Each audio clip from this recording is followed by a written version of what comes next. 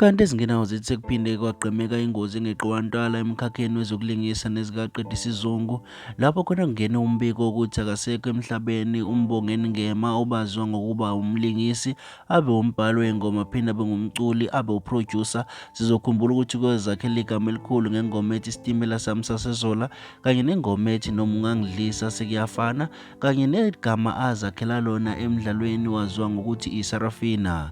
Lo mlingisi ubesaziwa njengezinye zey'nqwele ezenze kahle kakhulu esikhathini saphambilini endimeni yokulingisa nasendimeni i-entertainment industry. Kanti udlule emhlabeni namhlanje ntambama emveni kokuba engene engozini yomgwaqo. Mbukelo Studio Uhle TV, thokozela nazi iy'thombe esizokukhumbuza ngazo.